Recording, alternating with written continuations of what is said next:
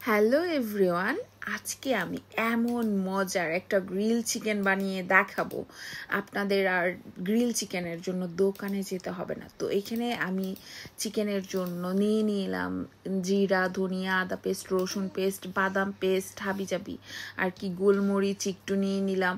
এগুলা বিশ্বাস করেন কিচ্ছু লাগবে না, ভিডিওর খাতিরে আমি এক্সট্রা নিয়েছি। এখানে আমি এখন আমার চিকেনগুলাকে সুন্দর করে কড়াইয়ের মধ্যে বিছিয়ে নিচ্ছি, সুন্দর করে আর কি এরকম করে নেবেন।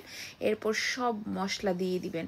আপনারা কিন্তু এই মশলাটা না ব্যবহার করলেও আপনি একটা মাত্র মশলা মানে নুডলসের সেই সিক্রেট মশলাটা, কোরিয়ান নুডলস কিংবা আপনাদের বাংলাদেশিও একটা কোরিয়ান নুডলস পাওয়া যায়, ওই কোরিয়ান নুডলসের মশলাটা দিয়েও আপনারা এই গ্রিল চিকেনটা বানাতে পারবেন। তো আপনারা যতটুক পরিমাণে ঝাল খাবেন ততটুক পরিমাণে আপনারা ওই নুডলসের মশলাটা ব্যবহার করবেন। তো আমি এখানে আদা পেস্ট, রসুন পেস্ট এগুলা দিয়ে দিয়েছি।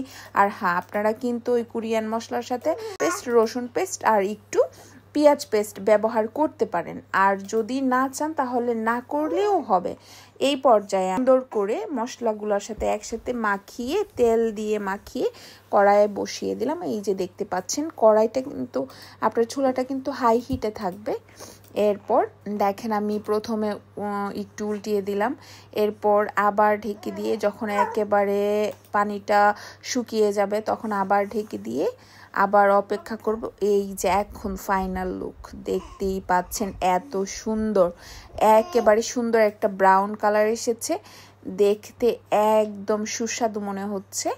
আর আপনাদের এইটা একদম আপনার বাহিরে যে গ্রিল চিকেন সেটা একদম ফেল, বিশ্বাস করবেন না। আপনারা একবার ট্রাই করবেন বাসায়, দেখবেন খেয়ে কেমন লাগে।